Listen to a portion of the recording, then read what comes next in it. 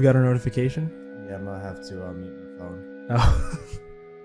Oh. On Do Not Disturb. You know something I heard recently? Someone said that they were gonna put their phone on Do Not Disturb, so they would seem more interesting and mysterious. Yeah, Because like now she put on her. I saw that. I didn't want to.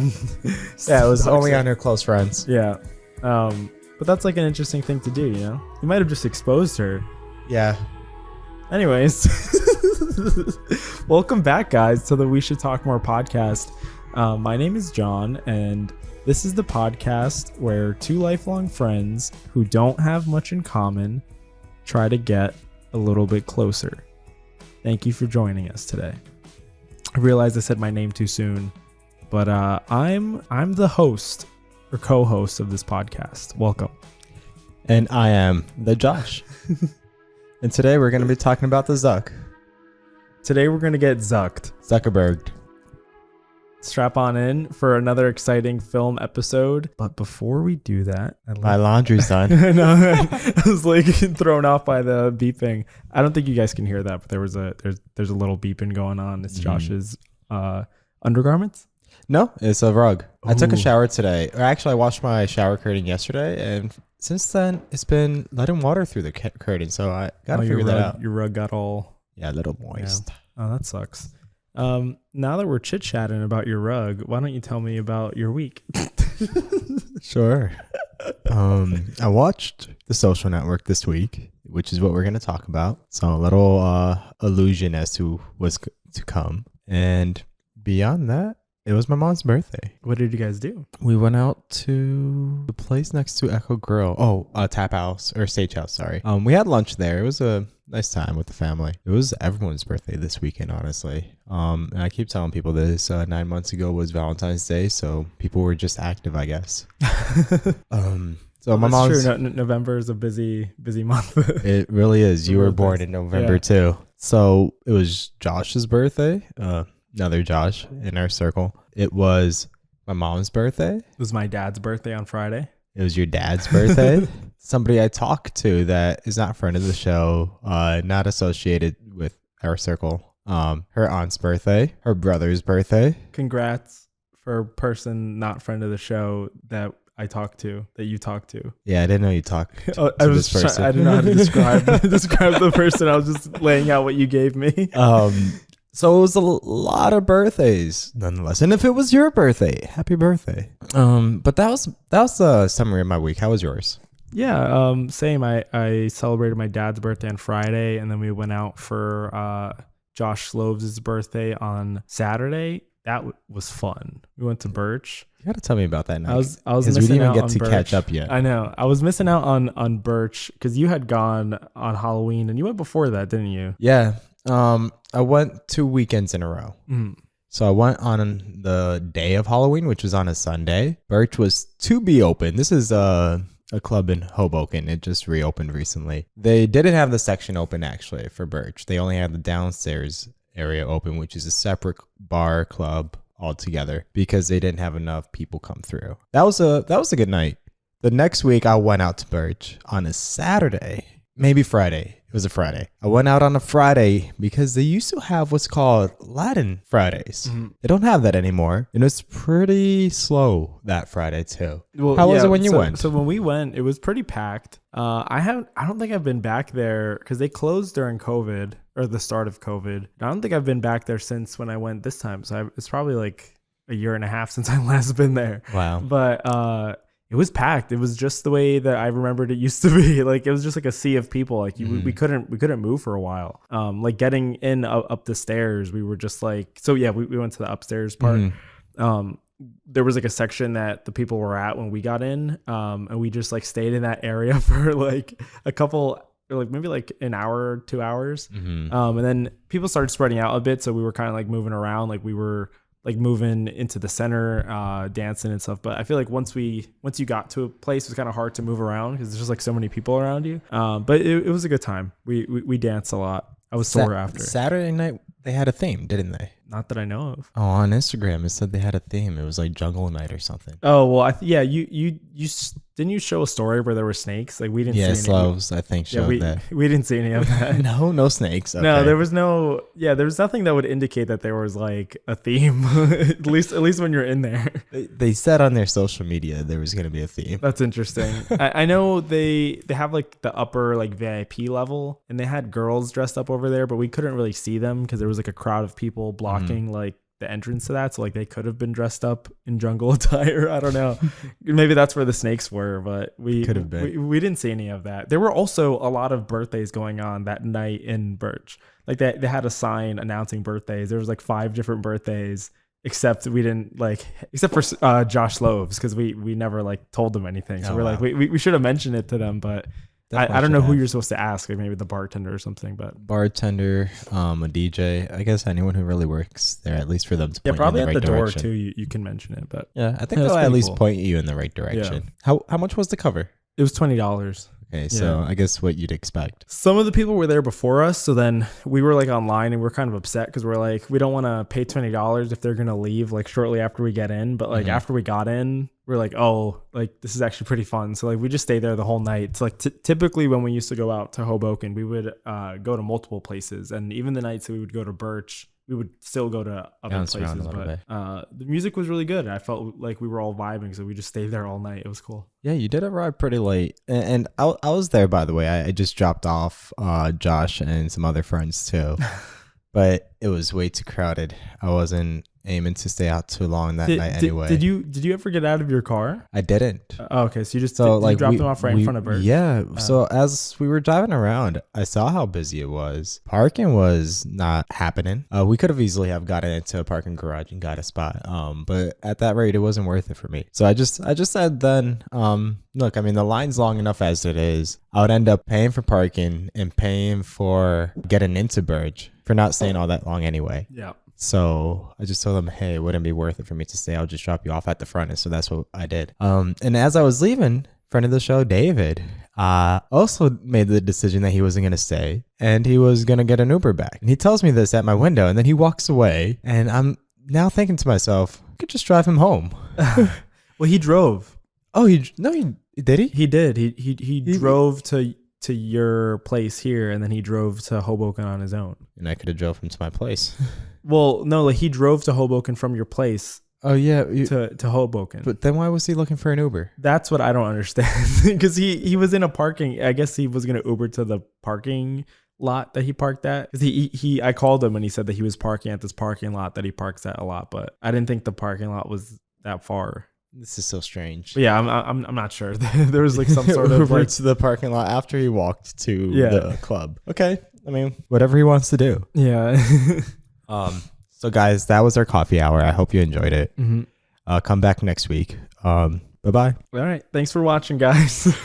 Like, imagine. Hey, don't leave yet. Don't leave. You ever see those podcasts that are like 20 minutes? Yeah. I'm like, well, I mean, I guess like if we had this conversation, they would just like end it.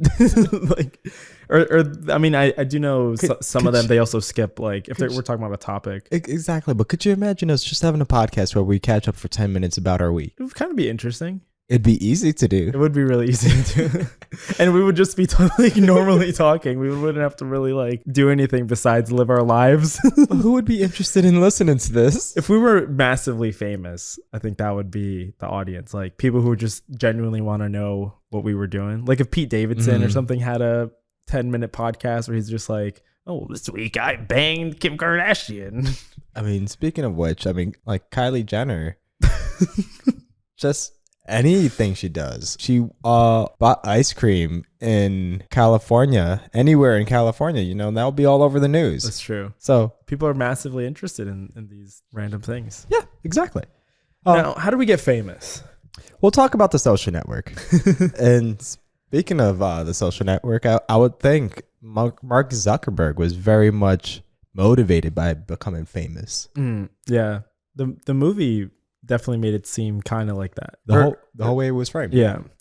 But before we dive face first into the social network, for those of you who haven't watched our previous movie episodes, we have a structure to this. Typically we'll start by just talking about like what motivated us to watch this and talk about it. some context to that. We'll talk about the plot of the film, and that's like a summary of the film, and then we'll actually dive into like our favorite scenes within that. We have themes, so we'll just talk about like the major themes that we noticed while watching the film, what resonated to us. We'll go through the characters, talk about traits that stood out to them, things we found interesting, and then we'll talk about the filmmaking. Who cares about that? And then we'll end it by giving a rating, and that'll just be 1 to 10, how we felt about it, and we'll give some closing comments. Can we follow the same structure that we did when we did last week's episode? Oh, with like reframing. Did we talk about the characters first and then? Yep. Yeah. We worked our way backwards, then down to filmmaking, and then to rating. Mm-hmm. Yeah. I like that. Yeah. I think it works out nicer. Mm-hmm. But let's give some context to why we're talking about this movie. Take it away. I don't know. Well, I was going to ask you, I don't remember when why we felt like watching this. So this was during quarantine. We were talking about The Social Network for some reason, you and I. Yeah, at that point, we both have already watched it, I think. Mm-hmm. I can't recall when I first watched it, but we did mention it took us a couple sit downs to watch it through for our first time. I think ultimately, after a year of never fully watching it all the way through, I sat down and watched it all the way through. Mm-hmm. I just genuinely like it because I just find like autobiography type of stories very fascinating. Mm-hmm. So like speaking of like even something untech related, there's a movie about Lincoln. I enjoyed watching that just to see how famous people have gotten to where they were, or at least how they behave. So I find that interesting. And so you brought up The Social Network with me one day during COVID, and we decided to watch it together. And that was very cute. Mm-hmm. It was cute. And we were talking about this before. I don't remember. I feel like when we watched it might have taken 2 sittings, because it is it's not a massively long movie, but it kind of is. It takes a commitment to get through it. And I think at least for us, we watched like part of it, and then it took like another sitting to like watch the rest of it. But yeah, I think the beginning's kind of intimidating. The beginning is probably some of the best scenes too. You think about that first scene and we'll get into it. It is well known that like that first scene took 99 takes to film. So like it was carefully put together, and like it's just great to listen to. But I think with the speed that it's going at and how much you're consuming right off the bat, it might be something that just intimidates people as they start watching it. And I think that happened to me multiple times as I started the movie, because I started it more than once. I feel like it's like a weird thing to like if we were with a larger group of people, I don't remember if we were, but I feel like it's not the kind of movie that you would want to watch.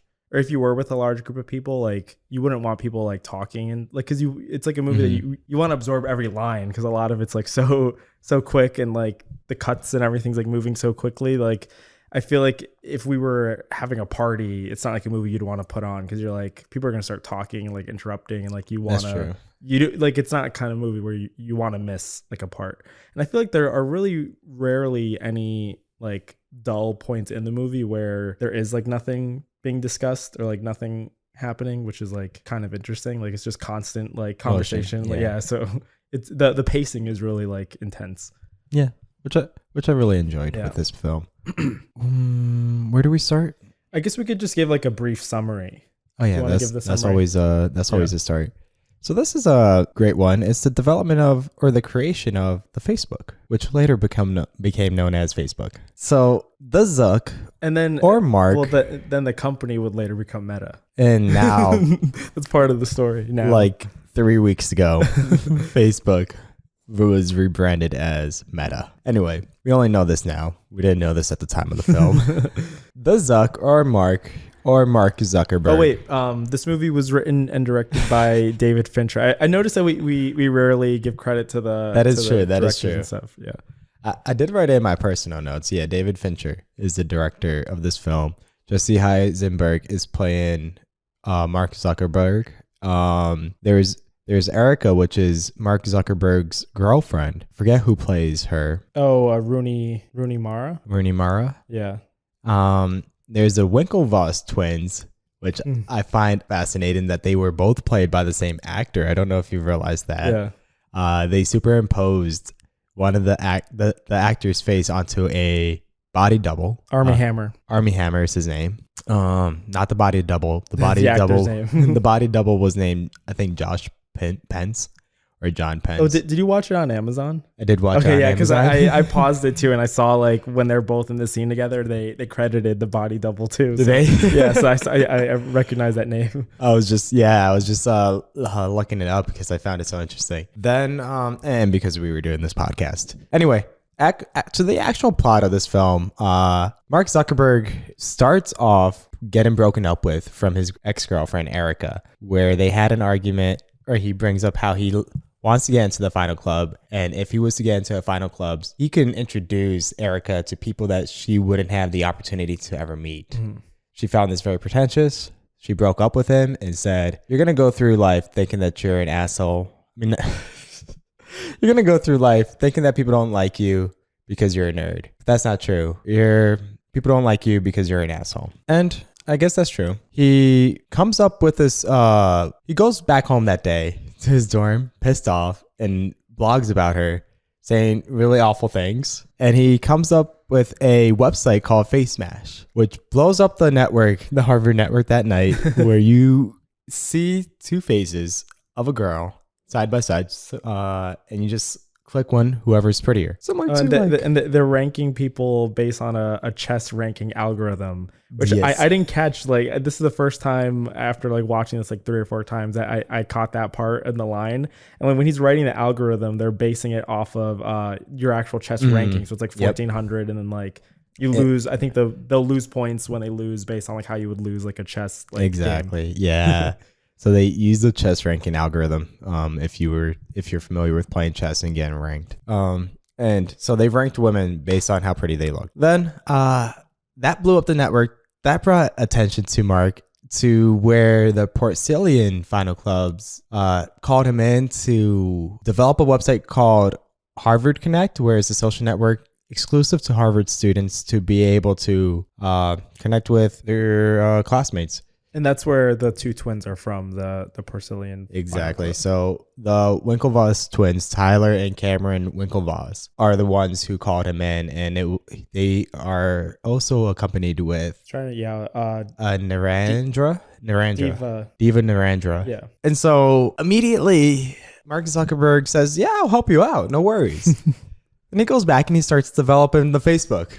And at this throughout this process, he's just leading them on, thinking that he's just busy, not able to get to it yet, and keeps coming up with excuses as to why he can't meet up to help them out with Harvard Connect. And then ultimately he just said, "Oh yeah, I'm not going to be able to do this for you."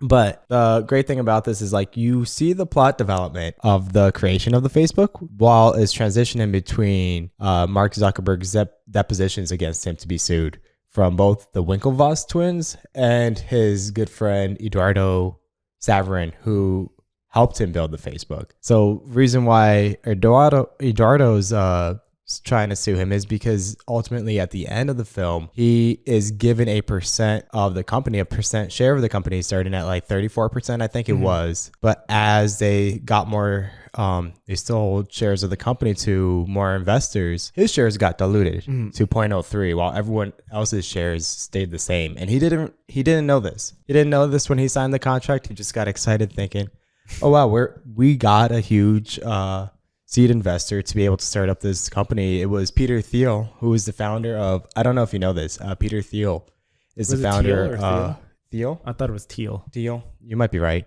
He's the founder of YC Combinator.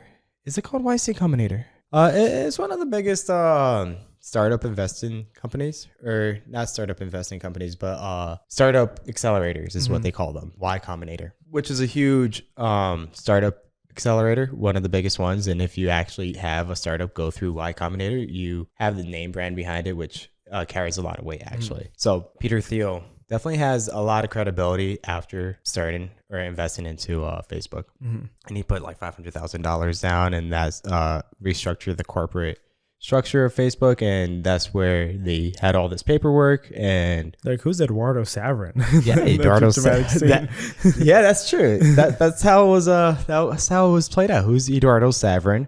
He's not very present to everyone who is involved in this process right now, because he's in New York City trying to attract advertisers. Has been his focus, while Sean Parker, who entered the picture much earlier into the film, has been focused on getting them investors. And Mark Zuckerberg has been strung along. I wouldn't know how do you describe it, but he really likes Sean Parker. The way they portray it is that he becomes so like enchanted by Sean Parker. There you go. Enchanted. Yeah. That's that a good way. He's like under his spell, that he like Sean puts his hooks into him and kind of just like takes, I think at least because I think we should preface too, like I think the film, it really dramatizes a lot of these moments. So like I'm hesitant to say like, oh, like this is actually what happened, but like at least for the way the film portrayed it, is like Sean is like the main thing that drove Mark and Eduardo apart, because Sean's vision for what Facebook was to become was like,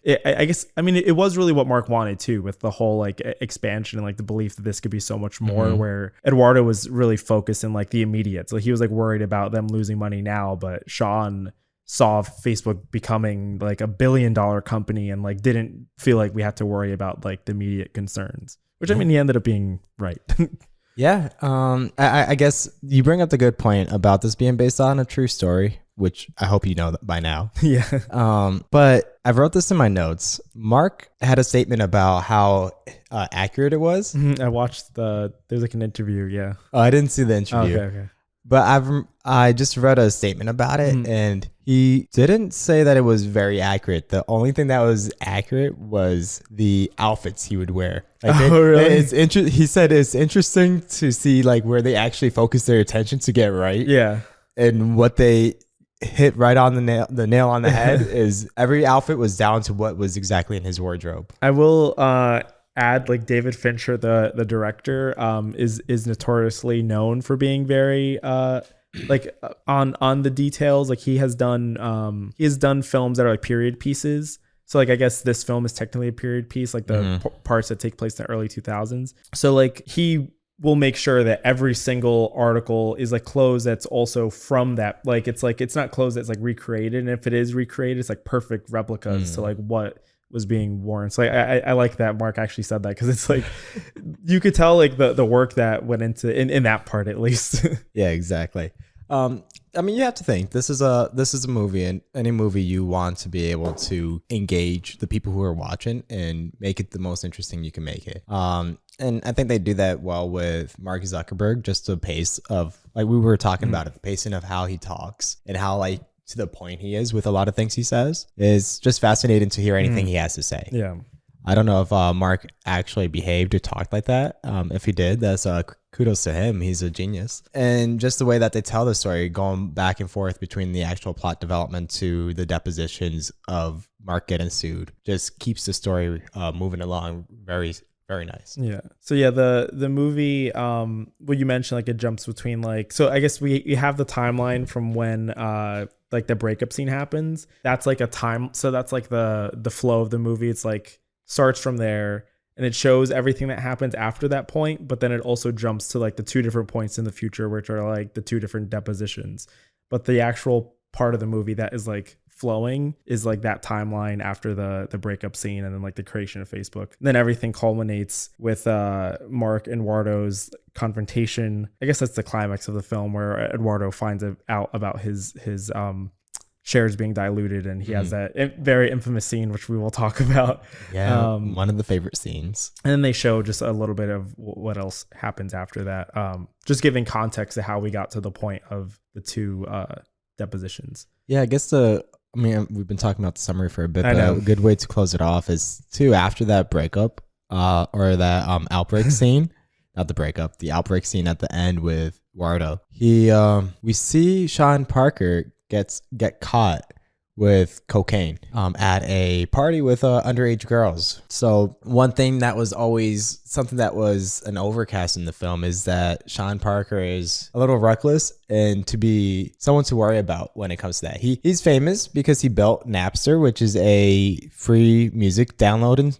software that was popular in the early 2000s. And so he has a lot of influence, but he also started that when he was 19. And so he comes from a more still like free-spirited type of personality, where he drinks a lot, he likes to party a lot, and you might not know what would happen. Turns out that ended up becoming a problem at the end where he gets caught with drugs and he's partying with underage girls. And also one of the people who was there was one of their interns. That's just a, what do you call it in like code of conduct type of language with a company? Like a breach? Yeah, it's a breach because it's like you're the manager of the intern. And so to be partying with them to that level where you're like flirting with them or doing something that's potentially sexual. Yeah, it's also harassment. Like the inappropriate element of like the power dynamic where like he's that's like what it boss. is. Yeah, the power dynamic. Yeah. All right. Well, yeah, I like that you mentioned Sean. So like we can kind of start diving into the characters. So we could go back to like the main dogs. I wrote a lot, and I think you probably did too, about like Mark and Eduardo. I think the film really puts a lot of focus on those two, obviously more so on Mark.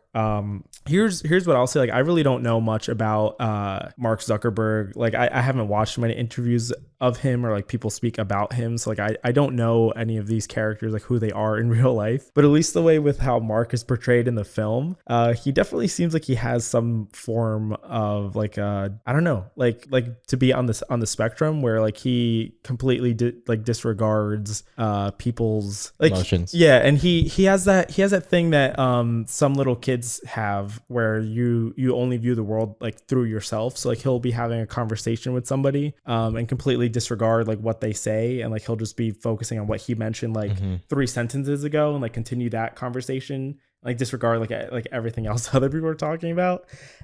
So it's interesting the way the movie presents him, because he does a lot of things that are like makes him seem like a terrible person to want to talk to, and like he kind of comes off as an asshole, but like not intentionally, which I think is like an interesting thing that happens. Like a lot of the scenes with him and Wardo, Mark is very self-centered, but you don't hate him at first, like in those early scenes, because you kind of understand who he is, or like this is how he is.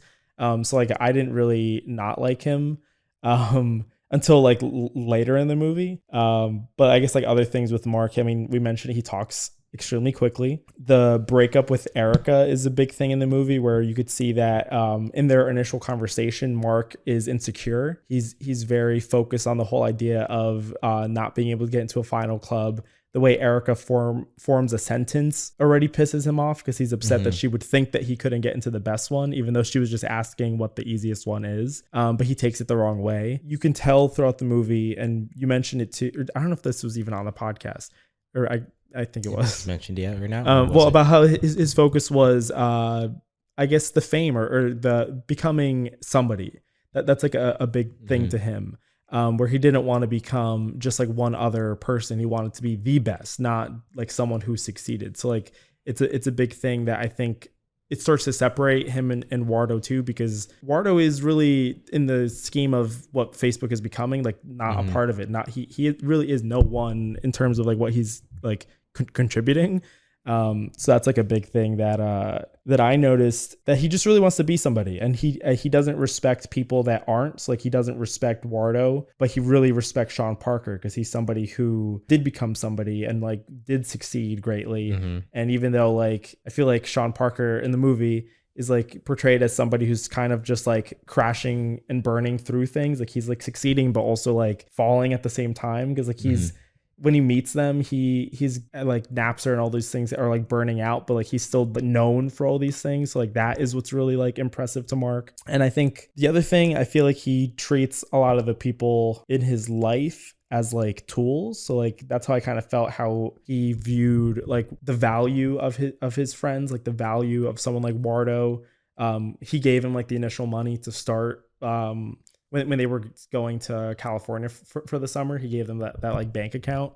So that was like value that Wardo gave to them, but he really couldn't contribute anything else. Like he didn't view anything else Eduardo was doing as important if it wasn't directly giving value to Facebook. So like with him looking for advertisers, like he wasn't really having any success, so Mark saw no value in that. And even small things with like Erica, like he's not viewing any value in like the work she has to do for school, because she's not going to Harvard, she's going to BU, which he clearly points out. Yeah, so there's a lot of like little things like that where he makes, I guess, people feel like insignificant. Like he views them as insignificant unless they aren't in his eyes. But yeah, no, I think It touches on some of the themes I want to dive into a lot with how Mark is very consumed about class.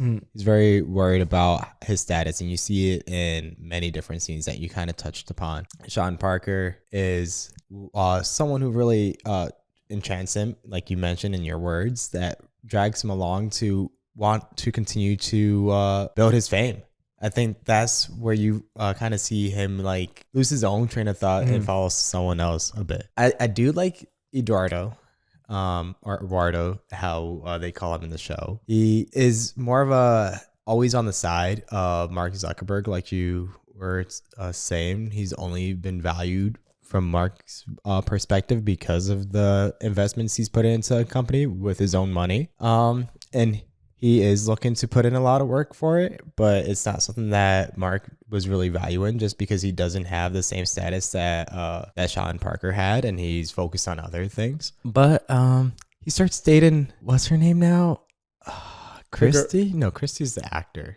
She's the girl from Sweet Life of Zach and Cody. Christy Lee is her name. Okay. Christy Lee. Beautiful woman. Fucking hot. And I think that's part of the point too, where these people launch Facebook. Mark Zuckerberg and Eduardo launch Facebook, and the fame immediately gets them because people around school or more attractive people around school are reaching out to them. So now, like, you see them sitting down at a conference of Bill Gates, pretty big guy, to be giving a talk. And this beautiful Asian woman hollers over to Eduardo saying, "Hey, is that Mark Zuckerberg?" He's now recognizable across campus because he made Facebook. And she says, "Facebook me." Yeah. And so, like, now Eduardo points out, "Oh my God, this is amazing," for two reasons. She used the word Facebook, or the phrase Facebook me. New things are getting caught on around campus related to what they started. So they're making a huge impact. She invited them out for drinks. And in that scene too, Wardo, like, she asked him if that's Mark, and he said, like, oh, like, he mentioned that they both like created Facebook. Like he adds himself into it. Yes. It's like an interesting thing that well, I'm curious on your thoughts on Wardo, because I think the movie really presents him as being the one who's like mistreated. Like, he gets like the short end of the stick at the end of the day. But I feel like, at least with the way the movie presents it, he really doesn't contribute. Like, I when I was watching it this time around, I really tried to think, what was he doing in New York? Because they mentioned that he had an internship, but his whole like thing of like trying to spur around like advertiser interest, like, it didn't really seem like he was doing, or at least even if he was trying, he was not as successful as like Sean Parker, who already had the connections. But the movie never really gave you like an understanding of like of him actually trying to do anything. But maybe that's just like, don't forget, he provided the algorithm. Yeah, that's like the only like physical thing. Yeah. And that was for Space Smash. I know, it was for something separate altogether. Does he bring that up at the end of the film? He brings something up that he had contributed, but yeah, like they're really for what Facebook ends up becoming, there's not much that Wardo really like brought to the table. Yeah, no, I don't remember Face Smash being brought back up. I remember it being brought back up when real Mark Zuckerberg, is having to sit at Capitol Hill because of some data privacy conversation. This is like recent events.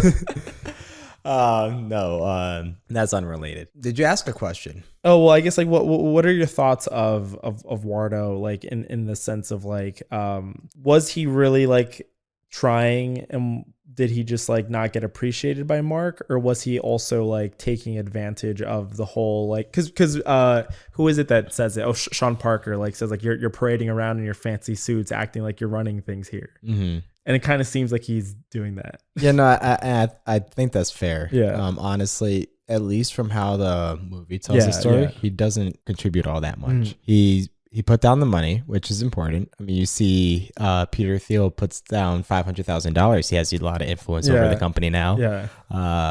Wardo, although a lot less money, is the first one to put down $1,000 into a bank account. So he definitely has influence over what the company does until bigger dogs start to enter the picture. Yeah. And that's probably where he starts feeling like he's losing power. And he really is, because like you're mentioning, through the film, you don't see him contribute in any other meaningful way. So I think the meaning behind him being part of this is really he was there from the beginning, and being there from the beginning helped it become what it was, because without him there, like Mark Zuckerberg wouldn't have had the money to be able to get this off the ground. Yeah, and like the thing that came back around to was like that the money that he put in the bank account, like the 18,000 when they went to California over the summer. Like he opened up like a line of credit for them. So that was like the big thing, that they gave him back a check for that amount. It's like, this is all you contributed, so like have it back. But it's like, it's such like it's diminishing, like you mentioned, like what he just being there with Mark from the start, like that's like something that wasn't like a monetary money that you can sign to it, but yeah, it was a contribution in that end. Okay, I mean we spoke about Sean. Do you we could talk a little bit about the Winklevoss twins, because they are an interesting antagonist kind of throughout the film. They share the whole like cutting back into the future with the deposition. So like they are also suing Mark Zuckerberg because they're saying that he stole the idea, since they had presented. And what was the name of it? I think you mentioned it. Harvard Connect. And then they've Connect rebranded to UConnect. UConnect. Although they never really had anything to rebrand in the first place. Yeah. They had their idea, and that's the big controversy here. Yeah, and what I wanted to ask you about this too, because you're more involved in coding. So something that is like mentioned a lot in the film, like Mark's defense to their accusations of him stealing their idea, is that like he had mentioned a few times, like, look at the code, like not a single like line that, I think it was I forgot the name of the guy, the other guy that's with the twins, that he's the one that was actually like doing some coding, it looked like whatever he had written like isn't a part of what Facebook became. So like he didn't copy like their actual like what they were building for their site. He just like used some of the ideas and made it better. And I think he used an example of like, would you sue the funniest line is he like, would you sue anybody who just designed a chair but made it better than yours? So it's like, we're both making chairs, but just because I also made a chair but made it like better than yours, it's not the same chair. It's like a chair that I made. Yeah. So I think it's a very complicated situation, because one, it's early in the internet age, so I guess the laws around it are still becoming a little bit more established or aren't quite there yet. So it's unclear as to what the rules should be, or the laws should be, when it comes to intellectual property for digital products like this. Then it's also how big this became. So Mark Zuckerberg developed this at the same time, or immediately after he was approached about the idea. So how it came about was definitely questionable. You get the idea of a social network that's exclusive to university students. At the time, it was exclusive to university students, and that was kind of their differentiator, because it has a level of exclusivity, and that's what Mark liked. That's what the Winklevoss twins liked, because they were part of this very exclusive final club. But because it was something that Mark was approached about and entrusted from them to build on their behalf to help them out, given his credibility now he's gotten after developing the face mask, to go along and make Facebook separate, given no credit to the idea. I think that's where it pulled a lot of I can't get the phrase right. It created a lot of heat in the situation. So it grew to be as big as it was, and the Winklevoss came out with nothing. And so they had a case there, because they can see the conversation exchange going back and forth of Mark Zuckerberg, continuing to delay any conversations between them, but continue to string them along so they don't make any progress. So he definitely had created some conflict here that made it an unfair advantage. Mark has the actual know-how of how to make this happen and how to get it off the ground just from the technical side of things. He just had to have the idea given to him. He saw that idea. He's like, this actually has a lot of potential. And Mark, being so focused on doing something big, doing something large, immediately takes that and takes it off the ground himself. But he, at the same time, is telling them, hey, look, I have a CS question set to complete tonight. I won't be able to get to it until tomorrow. It's going to take me about 12 hours of work to be able to complete this assignment. So I'll let you know soon. And then, actually, my family's in town. I have to go out to dinner with them. I won't be able to make the meeting. How about Wednesday? I think they mentioned it's like there's like 36 emails that are sent, and Mark only replied 18 times. And then it's on the 16th email that he expresses concerns for what their idea could like be, or like what the site could be. But then that's like a big thing too, because like this whole time he's like, he never mentioned any concern with actually like going through and doing this for them. So there are definitely things that are questionable about what Mark was doing here. And that's why at the end of this, to get these cases settled, he just paid them out. He paid, I think, the Winklevoss Twins $300,000, and the settlement with Wardo was undisclosed. Yeah. So at the end of the day, it sounds like they had a case to be able to get this somewhere, and it just wasn't worth Mark Zuckerberg's time to continue to fight it, because he's just going to end up wasting more money by doing so. Yeah. What other characters do you want to mention? Because these are like the only. I think that's all. Okay.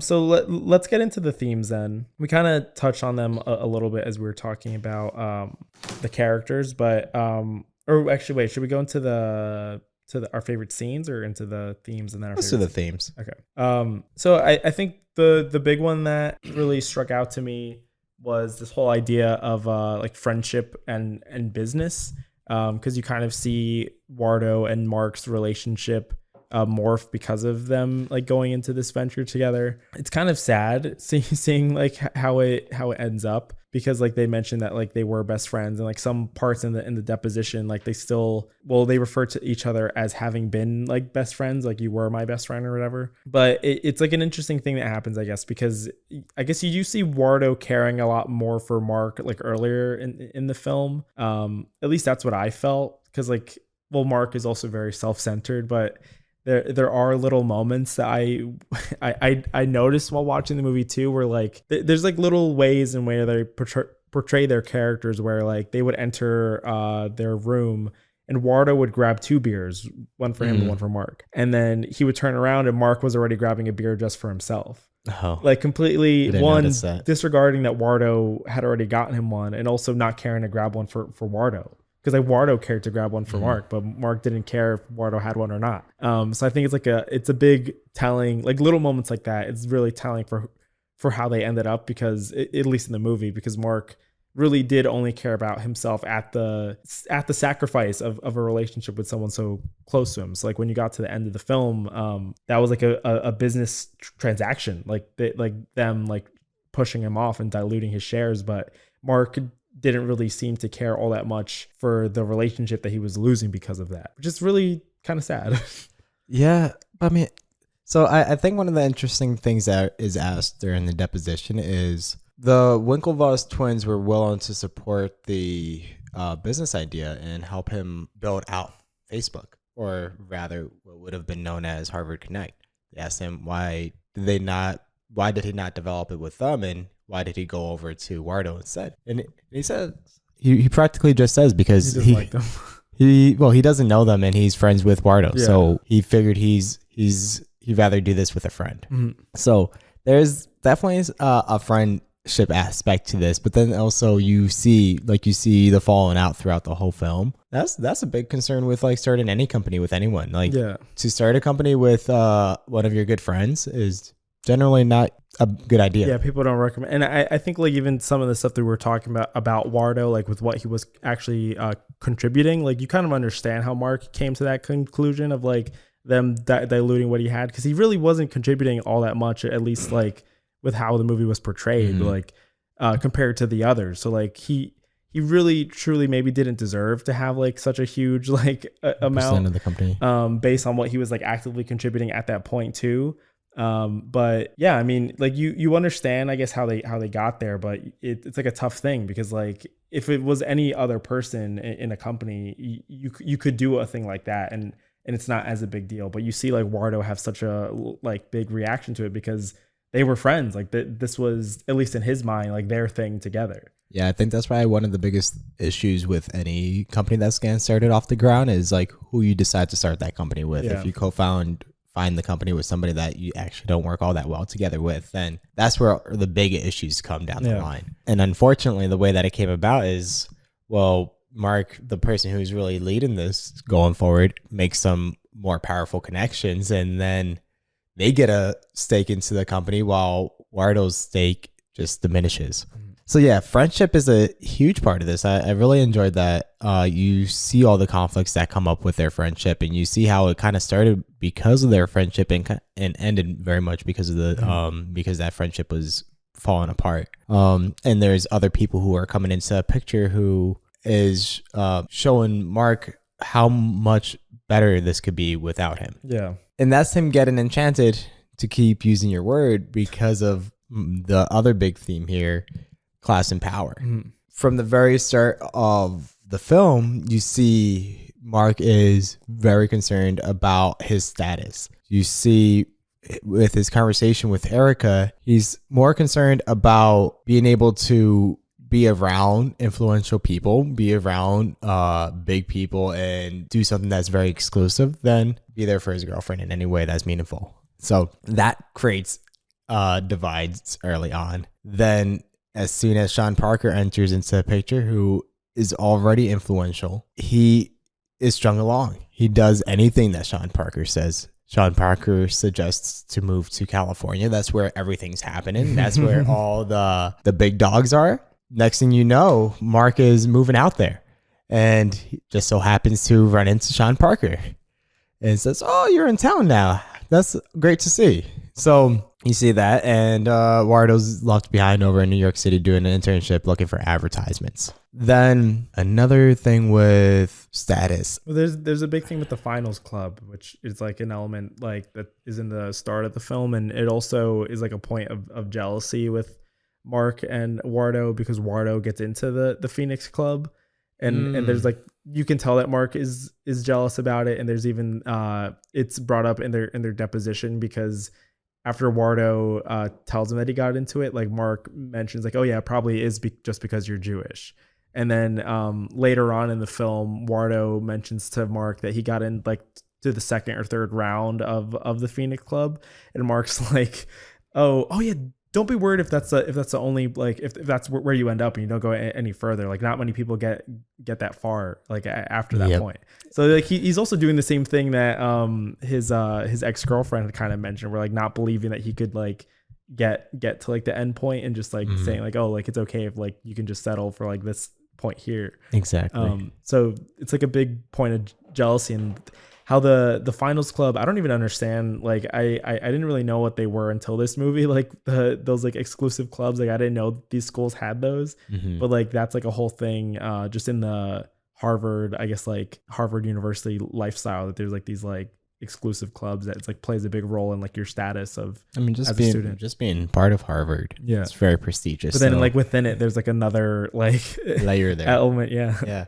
I mentioned that too as part of this, is like, you see Mark only wants to continue to grow his own ego. Part of seeing that Wardo was able to get into the Phoenix, there's a level of jealousy there, and there was the implications in the film that it may have been the reason why Mark was like complicit with diluting Wardo's shares, because he was jealous of Wardo with getting into the finals club. Yeah. To say that's true or not, who knows? But there's the implication that stands. That's also, because we're on that topic, you might have another theme or two to bring up, but jealousy is a big theme. There you go. Jealousy. Yeah. Jealousy is a big thing here. You already started talking about it in the different ways that Mark shows jealousy with Wardo getting into the Phoenix, and the two ways that he said it. The one with because you're Jewish is probably why you got invited. And then the second one is, oh, don't be upset if you don't make it any farther than where you are. That's pretty good. Yeah. Already, so you can settle for that. And like even with the conversations with Erica, which I think we kind of mentioned, like there's he's very envious of people who can like row crew, or like people who are in these like finals club. You can tell like he kind of has like a chip on his shoulder because he knows he's not quite like them. Or that she used to date the door guy. Yeah. He accuses her of dating him at least, and she's like, oh, we were just friends. Or sleeping around with the door guy. Yeah.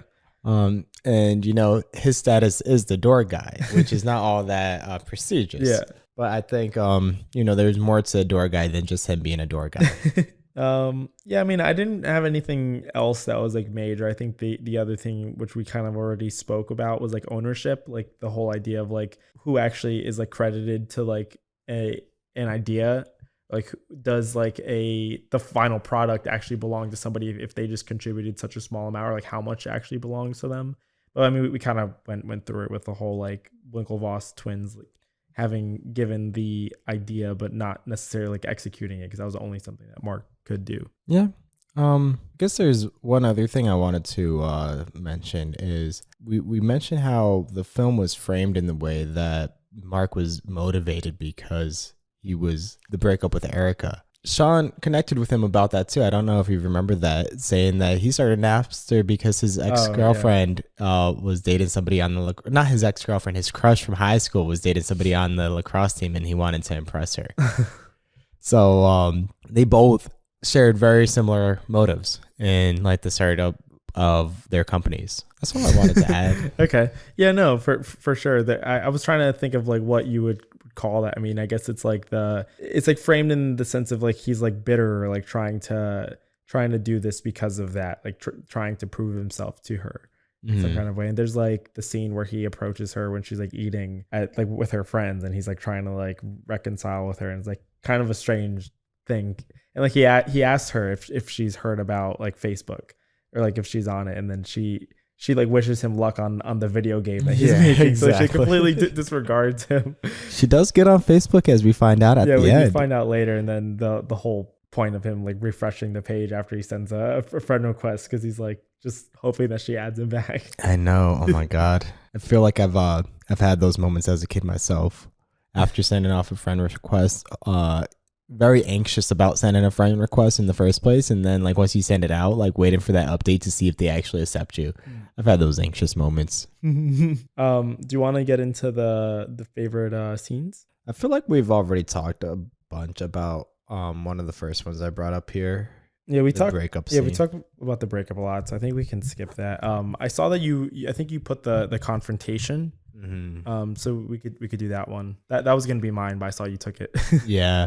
Well, I was thinking about it, and there's a confrontation scene. The scene that follows immediately after, is that the party scene, or is there a scene in between? Well, I mean, like right after the confrontation, they like announced that they got like a million. Yeah, that's users, not a scene. And that then ain't Mark no scene, Mark looks John. at John, it is a scene. That's not an important scene. And then Mark looks at the cards that he orders that says "I'm CEO, bitch." That's not an important scene. I feel like they might have cut back to the deposition and then cut over again, but I don't remember. The confrontation scene is one of the most interesting ones, I think, because you come in with Eduardo coming into California with him saying he's coming for two reasons. You mentioned it's the 1 millionth user party that they're having that day, and also because they're having this business meeting, and he says he doesn't know whether to dress up for one or the other. But he finds out that he doesn't have to dress up for either, because what he was actually walking into is an ambush. Oh yeah, this whole scene too, like the beginning is being narrated by him during the deposition. So yeah, so he's he's describing it all. He's like narrating the beginning of it, which is kind of cool. Yeah, it is really cool actually to think about it that way. That's one of the cool things I guess they do with the cinematography of this. So he walks in and he sees the contract that he now has to sign a contract that I guess follows up with the contract that he signed before, because now the terms are already renegotiated, that his part of the share has dropped all the way from 34% to 0.03%, which is a ridiculous drop. Poor guy. And this is after they got a ton of more investors. I think what they were doing is everyone had their fixed share of the pot of Facebook, while Guardo's share was going to become the share of everyone else's, and he'll just keep a percent fraction of that share. And that's where it quickly dwindled as more investors came into that picture. But I think the great part about how this scene is played out is just how he has his outbreak, how he runs over to Mark Zuckerberg and he flips out at him and like breaks his laptop. Mark at this time is what they called wired in, which means he's programming and no one is allowed to talk to him. Have you heard of that, like, outside of this movie? Like, is this a thing that, okay.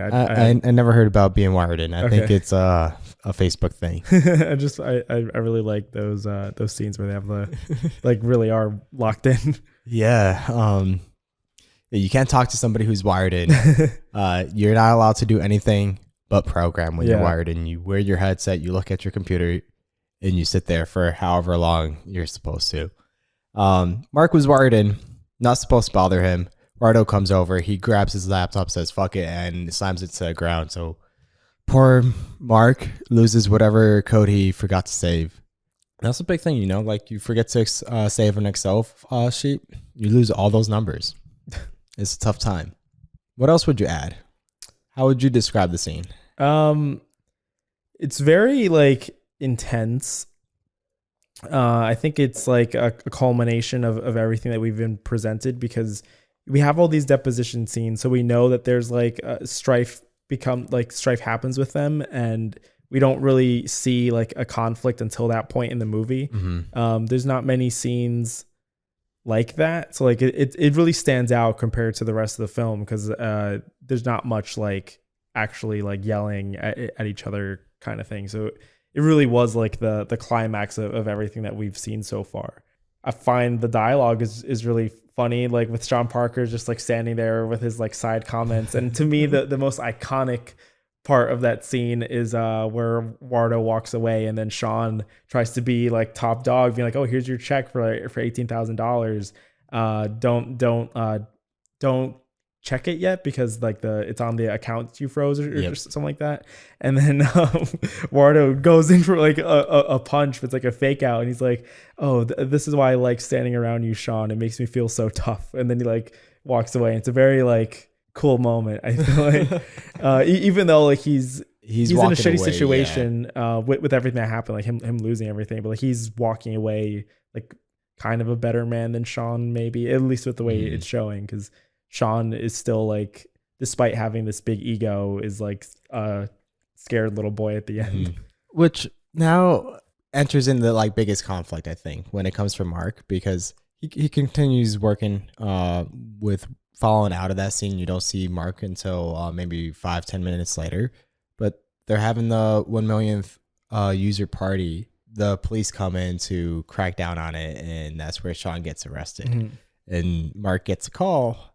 Now it's like, wow, I really just betrayed my best friend for this guy who's now arrested. And I have my company's reputation is now at the onus of this. Yeah.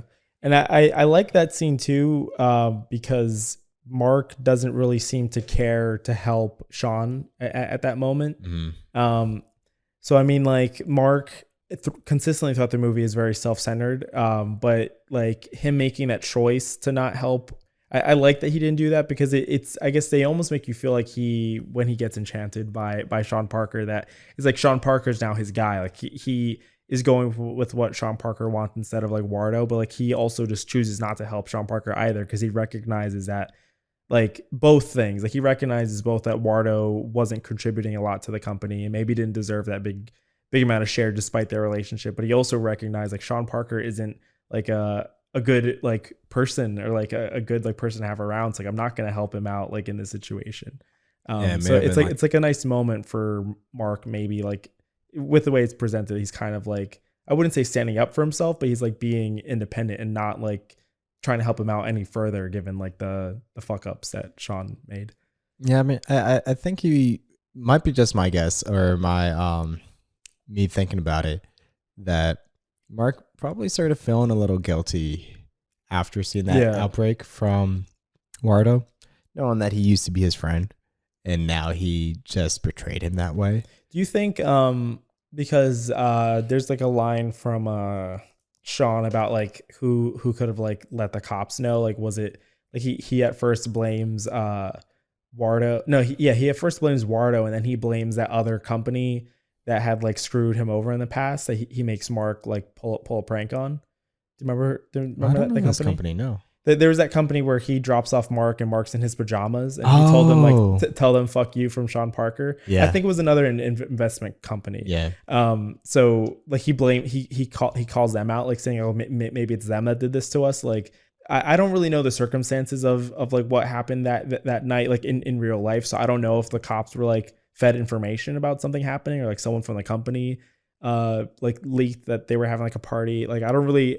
Or if they were just having a party and cops were called. Like, I don't really know what happened, but I just found that like interesting because like it made me think too, like it could have also just had been Mark. Like he wasn't there. Yeah. Because like Mark deliberately chooses and Mark also recognizes like not wanting to go out like with the interns. Like why would he do that? So like there's like that feeling of like Mark may have just cleaned house. Like he got rid of Wardo, who like may not have contributed that much, and then also Sean, who's just like a bad force like within the company with the way he's like interacting with a lot of the younger like interns. Well, part of the closing scenes, which is us just like getting some of those scene parts answered too. Sean Parker continues to hold his 7% stake, I think it is, going forward. I don't know for how long, if he still has any percent share into the company right now, but it wasn't after that event. Nothing changed. Yeah. Do you know like much of what he did after in real life? Because I think I looked him up once and I saw that he was a part of like Spotify now, but I don't know like what his role. I have no clue. That might be something cool to look into after this, I guess. But yeah, John's gonna do his research, put it into the show notes. I like that you mentioned the end scene. That was my favorite scene. We cut back to Mark at the end of the deposition with Wardo, and he's just like sitting in the office still on his computer, and they're like closing up. And then you have that moment with him and the lawyer where she, circling back to the start of the film, where Erica mentions that like the reason why he's not getting girls isn't because he's a nerd, it's because he's an asshole. Where this lawyer mentions, you're not an asshole, Mark. You're just trying so hard to be. And it's like such an interesting moment. I think I might have mentioned this during one of our dating podcasts. Like I brought this up. I think you did. Because it's like that whole idea of guys thinking that a girl doesn't like me because I'm a nerd. It's like a common thing. And we get that at the start of the film where we think like the reason why Mark, like people don't like him is because he's an asshole. And we're given constant like portrayals of him being like a dick to people. But I really like that she mentions this because I do feel like a lot of what he does is trying to be someone that he might not be, at least within the movie. Tying back to a lot of things that you mentioned with like class and power, where Mark is really striving to be more known, like get more money, get more like recognition at the cost of the people around him. So like he deep down may not be an asshole. He did feel bad with what happened with Wardo at the end. Or we at least get that kind of vibe. But because of what he's trying to become, it's making him this way. Like he has to act that way to get to like what his goals are. Yeah, he makes a lot of sacrifices along the way, and that's him being the asshole that the woman at the end describes. That was like a great way to close off the film. It really circles back to the beginning with the first scene, and then we just really get the closing scenes. I just looked at some notes that I wrote down, and I realized I misspoke. It wasn't $3 million in settlement that the Winklevoss got. They got $65 million, which is significantly more. Yeah. But when you look at the valuation of Facebook at the time of, at least at the time of the film, it was $25 billion. Don't know where Facebook is now. I imagine it only has gone up, maybe to the moon by now. I wonder where they were at, like at the time of these settlements, but still, it was just like a drop in the. It obviously didn't affect them where they are now. So. Yeah, 65 million is quite a lot of money, but it's not in the grand scheme of things. Which I think it's literally what the girl says. Like these are just like speeding tickets in the grand scheme of things. Yeah, for the company that you just built. Yeah. So yeah, he really just settled because it wasn't going to be worth going forward or pursuing any of the battles that would have caused. I guess maybe like it may have not been that he wouldn't have won these cases, but maybe it just wouldn't be a good image for Facebook. Yeah, and I guess like also not worth like the time and effort to drag it out. I think also like a lot of these things they like to settle them outside of court because it's not in the public record. It's like them having those like private meetings, like that is not something that like the world will have insight to. So I'm also curious how they got that, like if those conversations, like if we really know if a lot of that interaction is accurate or not. I mean, I'm sure there's like at this point like interviews after. And I think since it's not an actual trial that's going on in those things, like people aren't liable to like not mention, like they can talk about it, but it's just interesting. Like they make those choices to avoid like you said, like damaging the image of Facebook like any further by just like putting it into the limelight. Exactly. I another thing that I want to bring up too, being that you're saying, well, I'm not quite sure how they would have like these conversations. It's interesting. We talked about the accuracy of the film a little bit. And from what I was reading, there was nobody who was part of Facebook or at least portrayed in this film that was ever interviewed. The only person that was ever interviewed was Wardo, but not from people who made this film. This film was an adaptation of a book called The Path to a Millionaire or something like that. I probably have that totally butchered. But Wardo was interviewed for the writing of that book. And that was the closest degree of anything actually coming from a source of truth here. A conversation that might not be on public record, no clue how accurate that could really be. Yeah, I know in the interview I mentioned that I saw of Mark Zuckerberg talking about the film, he mentioned that like characters like Erica like didn't exist. Like there was no girl that he was dating named Erica. Like he did have ex-girlfriends in college, which is like I guess it is publicly known that he had a blog and that he would write like drunkenly about like girls that he was talking to, but like there is no specific one person that like inspired like this whole thing. So man, I really wish those blogs that they even read off were true. I feel like it would be interesting to do like research after this to see like there must be some archive somewhere where they have like his real life blogs, so like it could be interesting to like see. But I mean, I was doing the Wayback Machine of the Facebook. I saw that. Yeah, that was funny. That was really cool to see. I was thinking about doing it for his personal website, but I didn't know what the name was. I know it did seem like when he was mentioning that, like he was kind of annoyed at the fact that people thought that his inspiration for Face Smash or whatever, like I don't even know if that's the true name of like the thing that he made. But he didn't like the idea that people thought that like that was because of a breakup that inspired him to do that. Like, you know, it's just like the whole thing is like I did this because I wanted to do it. It's like no one like brought me to that point. So like I guess it's hard to tell because maybe he was actually like pissed off at someone, but not an Erica character where it could have been another person. But I do really want to, like after watching this movie, I've never really looked into like actual like documentaries. Like I want to see like true like interviews with the people actually involved to get like a little more insight to see like what was actually true or not. Yeah, I mean, I appreciate that you came in with some information from the interview with Mark, because all I got is like some statements that I've read. So you definitely brought in some good insight here. How do you want to close up? Should we close up or should we talk about a little bit more about the film, the filming of this? Because the only thing that I really have here is what we already started talking about, which was how they did the storytelling between the transition-ins. We talked about how for that one scene before the outbreak with Wardo, he was the one actually narrating that while as part of the deposition, but they're showing the story actually play through. And I think part of the filmmaking too, which we were already talking about, is the historical accuracy here too. Well, yeah, I'll include like what I liked about the filmmaking in my rating for this movie. Okay, I think this movie's a 10 out of 10 for me. Wow. I love this movie. I mentioned to you off the podcast, but this film is like what they made us watch. Like, it's the first movie we watched in the first film class I took. We had to like read the whole script. The script is like way longer. Scripts estimating a page is supposed to be a minute. This movie was like 2 hours. The script with the amount of pages it had would have made the movie like 4 hours.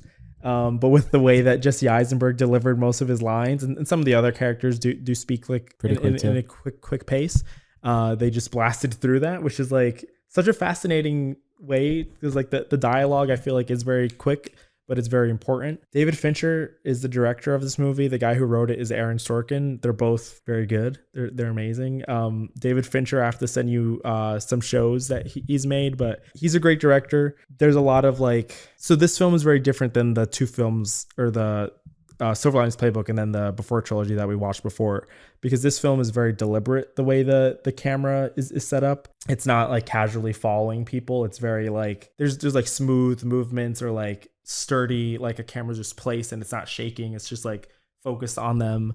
The coloring in the film it's a very David Fincher thing, where it's very like yellow and like blue, and like there's these like very dramatized like colors. So like there's some scenes where it doesn't really look necessarily like real life, but it doesn't take you out of it either. It's just it's dramatized. There's so much I could say. I love this movie. The thing I'll mention that I love the most is the opening scene of this movie. After the breakup, where you just get that long take of Mark like going through Harvard. That's amazing. I love that so much.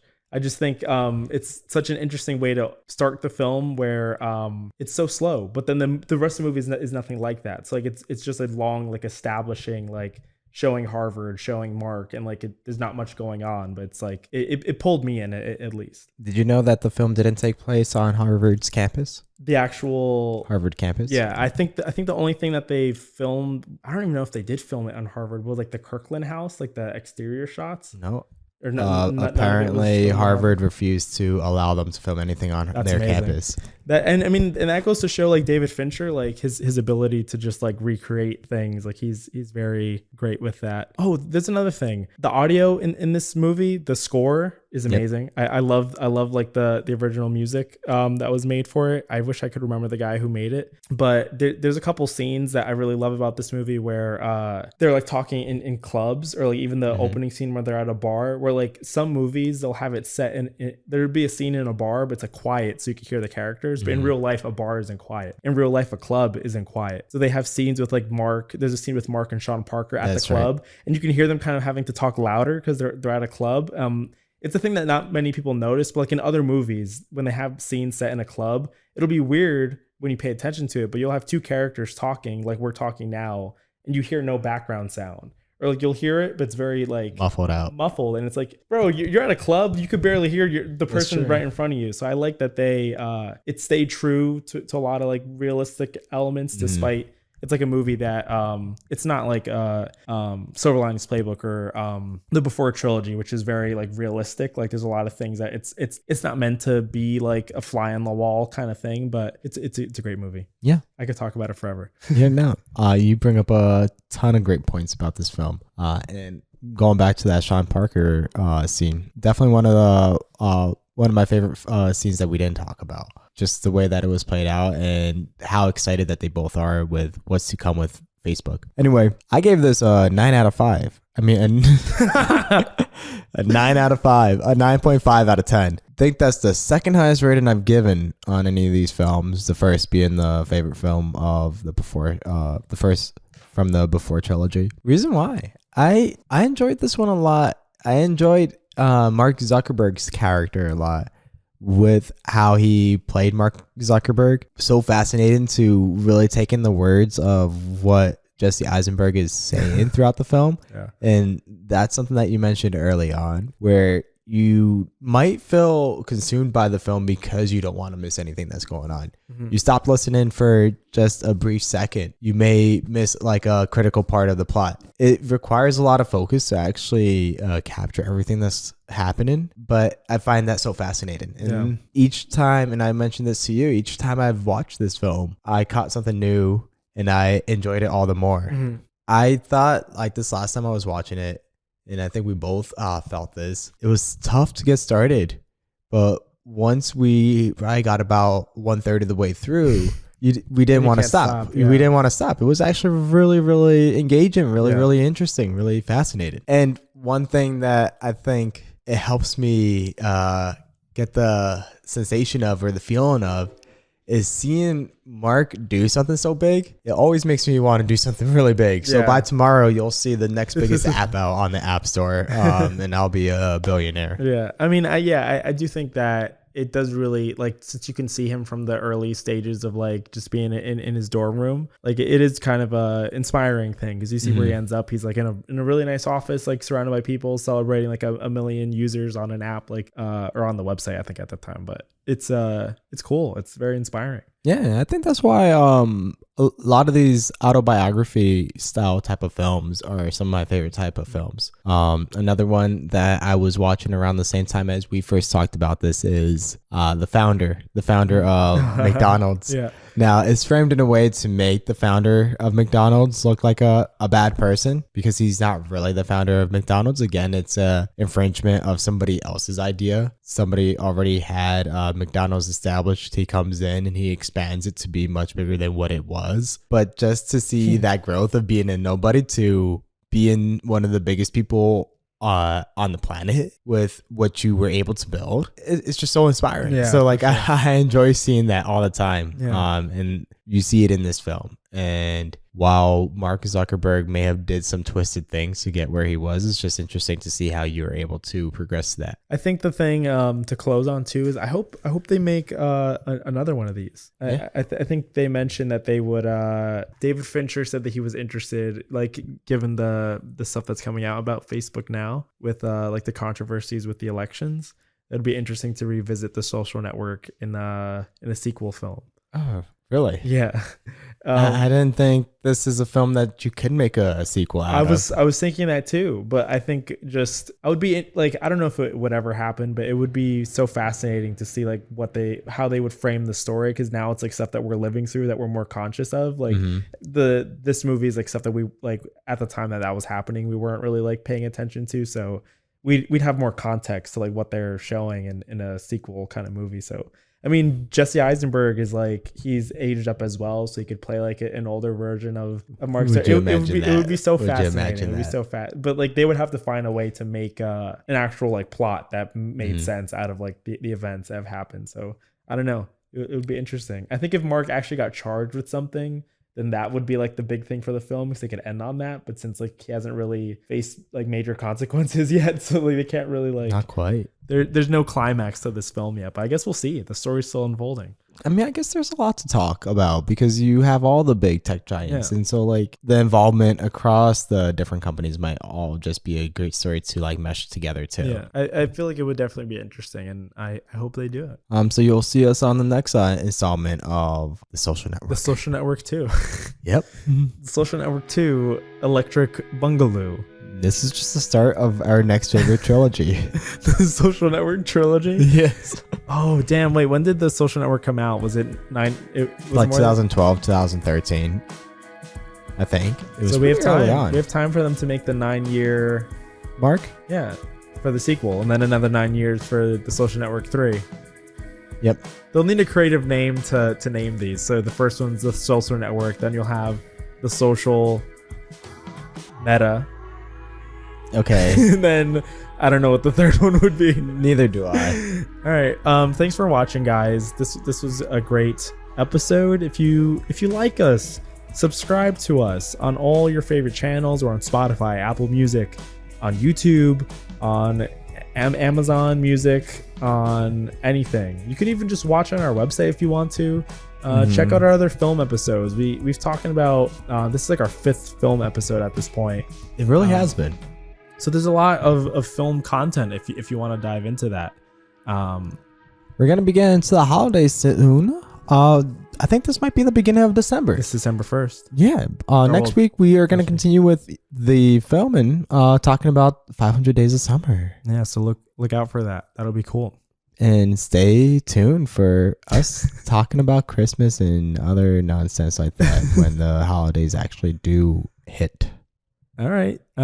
Thanks for watching, guys. I gotta go